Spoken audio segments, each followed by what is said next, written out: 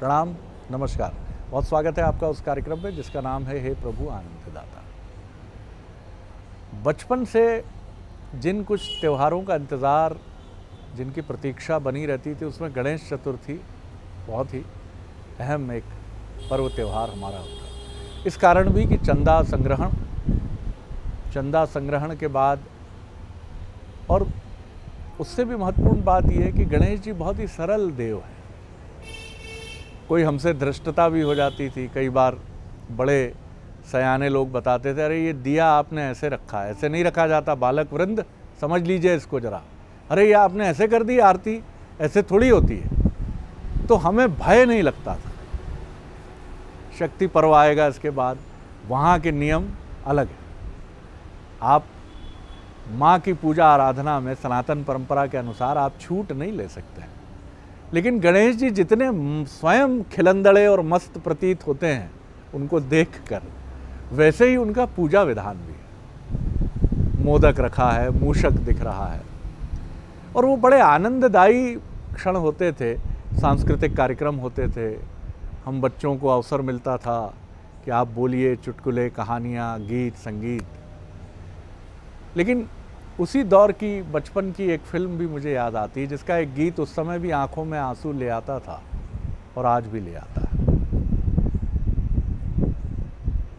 मेरे मन मंदिर में तुम भगवान रहे, मेरे दुख से तुम कैसे अनजान रहे। आया है सो जाएगा, जाता ही है, लेकिन समय से पहले कोई फूल मुरझाए ना। और अगली बार अगर वो भक्त, देखिए कितना भाव रहता है उसके मन में, कि वो प्रभु से मनुहार करते हुए चेतावनी भी देता है कि अगली बार आओगे, अगले वर्ष मुझे ना पाओगे। फिर तमाम भक्त तुमको पुष्प चढ़ाएंगे, लेकिन ये कतार में खड़ा नहीं होगा। ये एक भक्त ही प्रभु से लड़ाई कर सकता है, क्योंकि इस किरदार को निभाया था सुनील दत्त ने, और उनकी जो पुत्री बनी है उसको कैंसर है, और वो अस्पताल में जीवन मृत्यु से संघर्ष कर रही है। अपनी पत्नी को रिकॉल करते वो फिल्म दर्द का रिश्ता बनी थी। लेकिन ये कि अगली बार जब आओगे तो मुझको ना पाओगे, तो इतना वादा करके जाना कि समय से पहले कोई फूल मुरझाए ना। अब वो समय भी आ रहा है, आ गया है, जब अनंत चतुर्दशी के इस पर्व पर आप सभी को ढेर सारी शुभकामनाएं देते हुए, प्रणाम करते हुए, हम ये भी कह रहे हैं कि अब हमारे बप्पा जा रहे हैं, लेकिन विघ्नहर्ता हैं। तो जिस जिस घर में, जिस जिस पंडाल में वो विराजे हैं, उसके तमाम परिवेश को विघ्नहर के वहाँ का एक कवच पहना कर जा रहे हैं। ऐसा प्रखर विश्वास हम सबके मन में बिजली की तरह कौंधता है। अगले वर्ष जल्दी आना ज़रूर बप्पा, आते रहना, क्योंकि आप आते हो तो आप त्योहारों की सुगंध हमें लड्डू की तरह दे जाते हो कि अब पितृपक्ष है, पितृपक्ष के बाद शक्ति पर्व है, फिर विजयदशमी है, और फिर दीपमालिके है, फिर उसके बाद नववर्ष के कार्यक्रम हैं, फिर उसके बाद होली है, और फिर बसंत पंचमी है।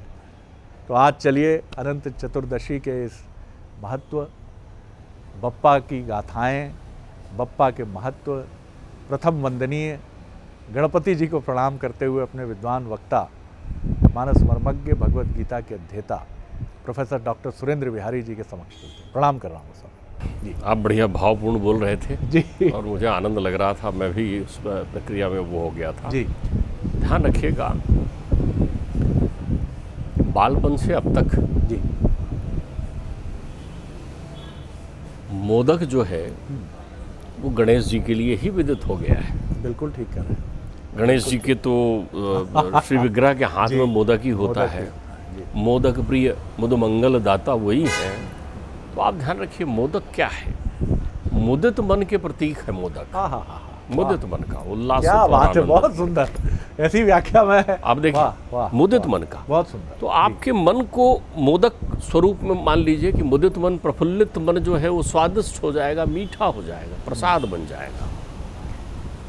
आप बालक की अभी बात कर रहे थे, और श्री गणेश के स्वरूप में आप कह रहे थे कि उनके स्वरूप में एक बालपन का प्रहलाद जो है वो हमेशा विद्यमान रहता है। ध्यान रखिए, आपके जीवन से सब संकट चला जाए तो आप भी बालक बन जाएंगे।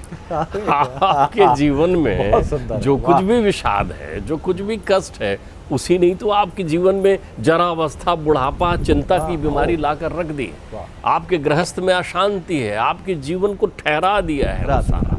तो इसलिए हमने कहा विघ्नों को हरने वाले कौन है? तो जो विघ्नों को हरने वाले रहेंगे वो मुदित मोदक धारण करके प्रसन्न मुद्रा में आपको दिखेंगे, ताकि आपके उनके दर्शन मात्र से प्रसन्न हो जाए।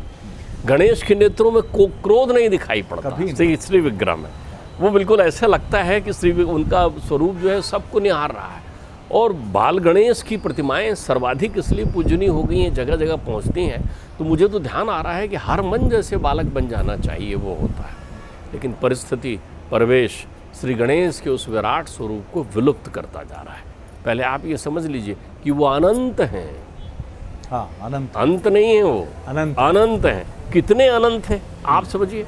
वो इतने अनंत हैं कि जब शिव और पार्वती का विवाह हो रहा है तब भी उनकी पूजा हो रही है। वो इतने अनंत हैं कि जिनके यहाँ वो प्रकट होंगे, वो प्रकट होंगे। क्यों? वो तो अनंत हैं। शिव और पार्वती की पूजा हो रही है तो गणेश तब प्रकट हो रहे हैं। आप ध्यान रखिएगा, वो महतारी के इतने प्यारे हैं क्योंकि महतारी ने उनको प्रकट कर दिया है। अनंत को एक स्वरूप दे दिया, अनंत को एक स्वरूप दिया है माँ ने। हाँ। मिट्टी से बना दिया है माँ ने। तो वो त्रिलोक विजयी तो अपने जन्म के साथ ही हुए हैं। कौन से देव हैं संसार में जिनको उन्होंने पराजित नहीं किया है खेल खेल में? कौन से देव? ब्रह्मा, विष्णु, इंद्र, दिक्पाल, अग्नि, वरुण, कौन देव उनके सामने? रुद्र, वीरभद्र, सब उनसे पराजित होकर उनकी स्तुति कर रहे हैं। वो तो पिता का सम्मान करने के लिए वो शांत रहे, वरना पिता को भी समझ में आ जाता कि गणेश हैं, क्योंकि वो अनंत है, उनका अंत नहीं हो सकता। देखिए, अब अनंत कहाँ प्रकट हो? देव के यहाँ प्रकट नहीं हो सकता, तो अनंत कहाँ प्रकट होता है? मृत्युंजय के यहाँ। उनकी भी मृत्यु नहीं है, वो मृत्यु के देवता हैं। तो जो कालातीत है उनके यहाँ अनंत प्रकट होता है। ध्यान रखिएगा। तो जब भी जीवन में विकट कष्ट आए, कोई विकट कष्ट है, छोटा मोटा कष्ट है कि आपने मन में सोच लिया है कि मुझे इससे विवाह करना है, जन्म जन्मांतर की मैं इनकी संगनी हूँ, इनके साथ रहूंगी नहीं तो प्राण तज दूंगी, ये संकल्प लिया है रुक्मणी ने, ये संकल्प लिया है रुक्मणी ने, तो वो उनके संकल्प का अंत हो जाएगा अनंत यदि नहीं होंगे तो वो अनंत को पुकारती हैं। आप देखिए, इन सब की प्रार्थना में एक विचित्रता है। ये सब गौरी का पूजन करने जाती हैं। आप गौरी समझते हैं? बिल्कुल। गौरी गणेश की माता को कहते हैं। गौरी गणेश की माता। इसलिए जब पंडित जी भी आपके यहाँ पूजन कराने आते हैं तो गौरी गणेश का पूजन कराते हैं, माँ बेटों को स्थापित करते हैं वहाँ। वही विजयाधात्री है, वही अनंत है, वही जयंती मंगला काली भद्रकाली कपालिनी दुर्गा क्षमा शुभा धात्री स्वाहा सुधा नमस्तुते, जय तुम देवी चामुंडे, जय भूतार्थारिणी, जय सर्वगते देवी काल रात्रि नमस्तुते। वो महतारी है उनकी, मुरकुटी मात्र से त्रिलोक हिला दे। तो आप समझिए उनकी पूजा क्यों करने जाते हैं। और प्रार्थना में दोनों ने अपनी प्रार्थना में, दूसरा शब्द उपयोग करूंगा मैं मैया सीता के लिए, अभी उस पर भी चिंतन आपसे करूंगा क्योंकि विसर्जन समझ लीजिए आप। तो वो पुकारती हैं, हे गणेश की महतारी, उनकी वंदना में है, हे गणेश की महतारी, सुता समेत मैं तुम्हें याद कर रही हूँ, तुम्हारे पुत्र समेत आओ। यहाँ 10,000 वीर खड़े हैं, यहाँ शिशुपाल हैं, यहाँ जरासंध हैं, यहाँ तमाम प्रकार के लोग हैं, इनके बीच में कृष्ण मुझे प्राप्त हो जाएं, कृष्ण मुझे लेने आ जाएं। तो फिर हमेशा बावली बनी रहेंगी आप, क्योंकि आपके साथ गणेश हैं, श्री गणेश हैं। आपके जीवन का श्री गणेश ठीक किया आपने, इसलिए श्री गणेश है। जीवन जैसे ही मिला आपका, आपने प्राप्त किया, इस धरा पर आए, प्रकट हुए, महतारी के गर्भ से महतारी के गर्भ में आपकी रक्षा कौन कर रहा है? महतारी के गर्भ के बाहर प्रकट होकर जैसे आप अपने माँ के हाथ में आते हैं, वैसे ही तो आपके जीवन का श्री गणेश होता है। वो श्री गणेश हैं। ये पृथक बात है कि आप विसर्जन का अर्थ नहीं समझते और आप गणेश जी की विदाई का अर्थ नहीं समझ पाते। विदाई गणेश जी की नहीं है, विदाई आपकी है। गणेश तो आपके अंतर्चित्त में स्थापित हो चुके हैं।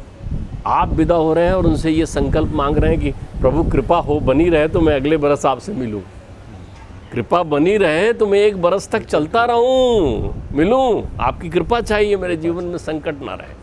ये तो विसर्जन है। जैसे एक पूजा बिठाते हैं आप, एक सत्यनारायण की कथा बिठाई आपने अपने घर में, एक रामायण की कथा बिठाई आपने अपने घर में, देवताओं का आवाहन किया, पत्र पुष्प फल इत्यादि उनके नाम से चढ़ाए, और जो कुछ भी चढ़ गया उस सबको ले जाकर जल में विसर्जित कर देते हैं आप। ये विसर्जन है, देवता को थोड़ी विसर्जित करते हैं। आपकी सुंदर बात से मैं भाव में हूँ, बिल्कुल गहरे भाव में।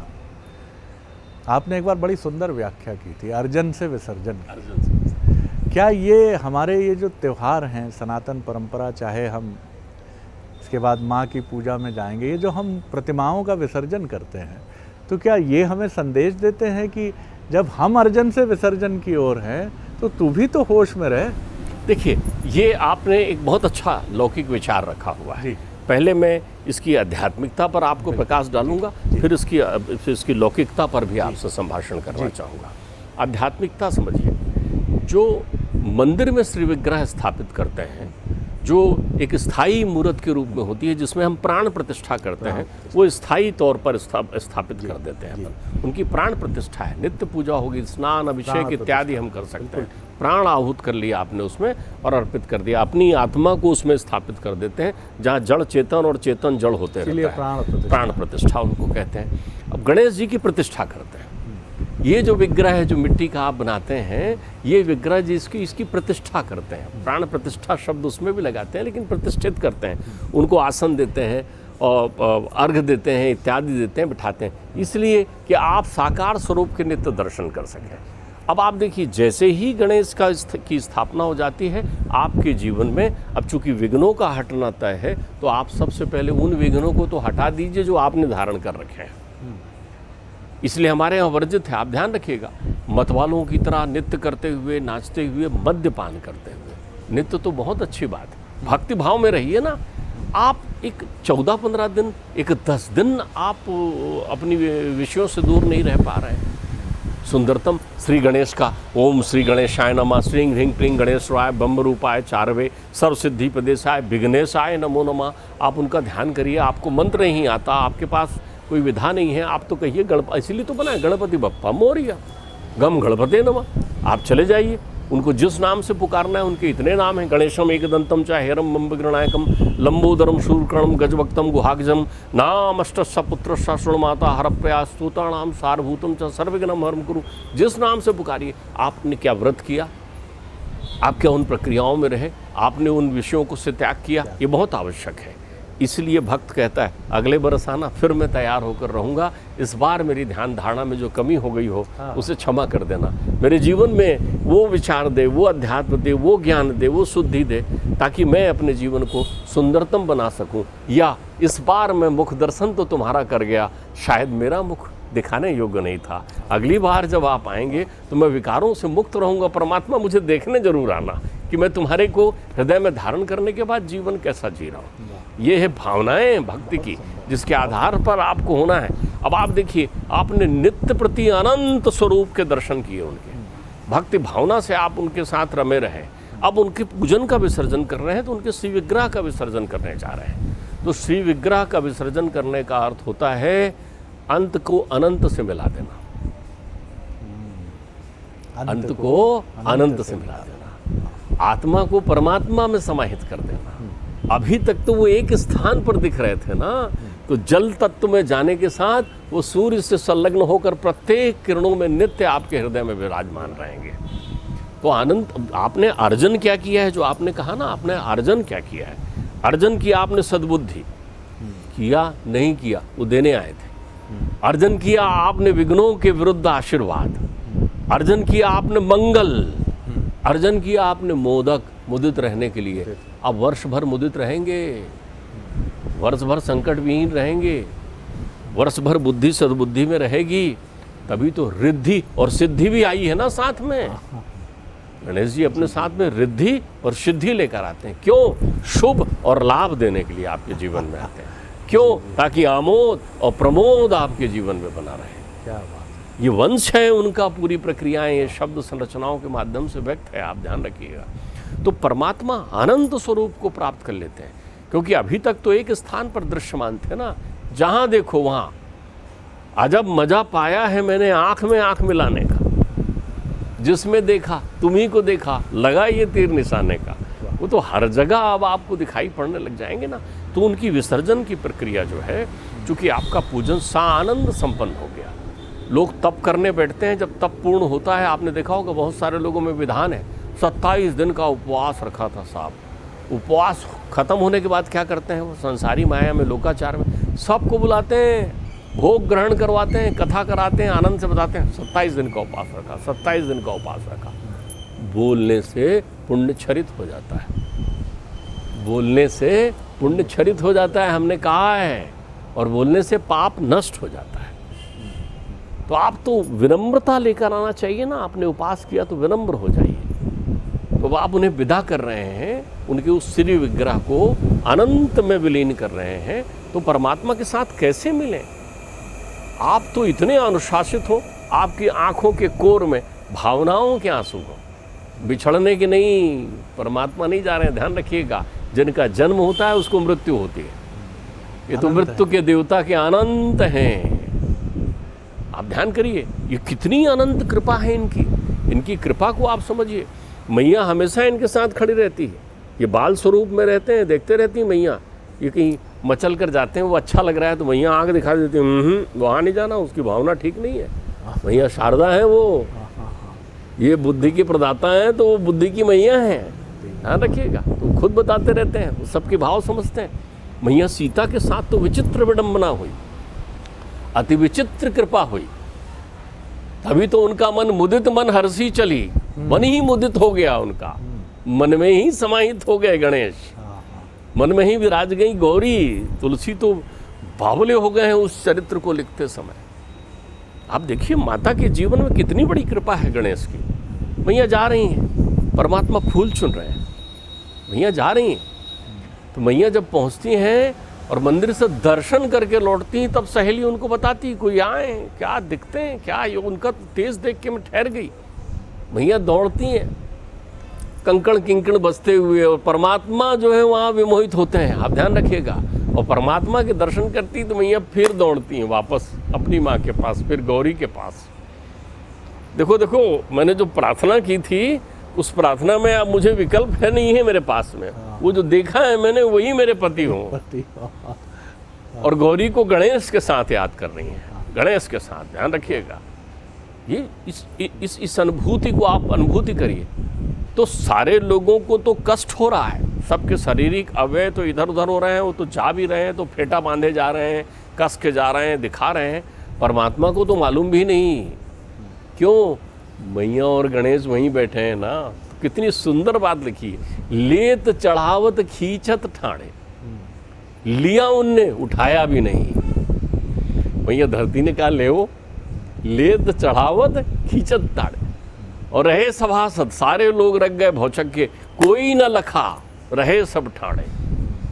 किसी को दिखा ही नहीं कि कब टूट गया, जब तक उनने लेत चढ़ावत खींचत ताड़े।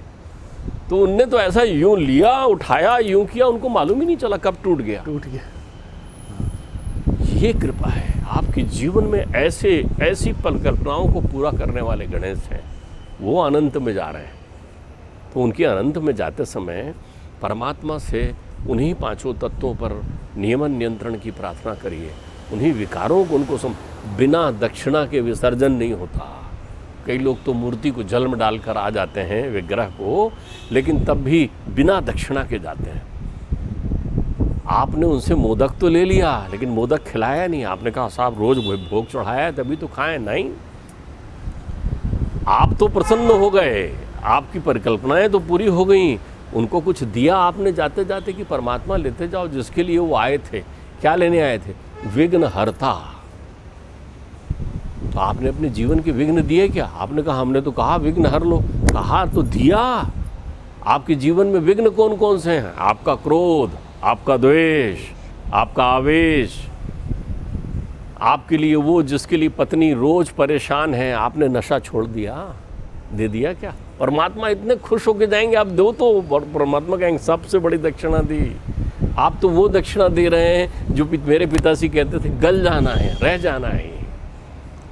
तो अनंत परमात्मा जो है, जब अंत को विरक्त करके अनंत होते हैं, तो आपके जीवन में, इसीलिए हमारे यहाँ क्या आ गया है, अनंत चतुर्दशी। अंत चतुर्दशी नहीं कहा गया है, चतुर्दशी है, 4 और 1 5, पांचों तत्व जिसमें विद्यमान हो वो अनंत चतुर्दशी। विश्व अनवरत इसकी आराधना कर रहा है। इस भ्रम में भी मत रहो हमारे यहाँ इस समय से शुरू हुआ है, ये कुछ नहीं है, अनंत। कहाँ नहीं है? किसने श्री गणेशाय नमः नहीं लिखा, नहीं जपा है? किसने वंदना नहीं की है गणेश की? सब तरफ गणेश ही गणेश हैं। जब राम और सीता की शादी हो रही है तब भी गणेश है। जब राम और सीता की शादी हो रही है तब भी गणेश हैं। जब रुक्मणी विट्ठल मिल रहे हैं तब भी गणेश हैं। जब शिव और पार्वती मिल रहे हैं तब भी गणेश हैं। तो जो अनादि हैं, अखंड हैं, मंगल मूर्त हैं, जो उनको मंगल कभी अस्त नहीं होता, विसर्जन नहीं होता। लेकिन ध्यान रखिए, विसर्जन पूजन का होता है, विसर्जन उस मृतिका की बनी हुई मूर्त का होता है, वो पूजन विधान के अंतर्गत होता है। लेकिन मूल विसर्जन होता है आपके अमंगल का, और आपका अमंगल है आपके विचारों में विद्यमान वो विषया शक्ति, उसको जरूर छोड़ाइए और जीवन को सदाचार और मंगल में बना लाइए। आपने व्याख्या की और मन ही मन एक छोटा सा संकल्प मैंने भी लिया है। दक्षिणा जो है व्यक्तित्व में, अगर मैं ये कहूँ कि विकार नहीं है तो इससे बड़ा झूठ कुछ नहीं होगा। तो इसको स्वीकारने में उसका स्वरूप छोटा बड़ा भी नहीं कहूँगा मैं, विकार विकार ही है। उसको आप ये नहीं कह सकते कि ये छोटा है ये बड़ा है। और हमसे बेहतर हमारे भीतर के विकारों को कौन जानता है।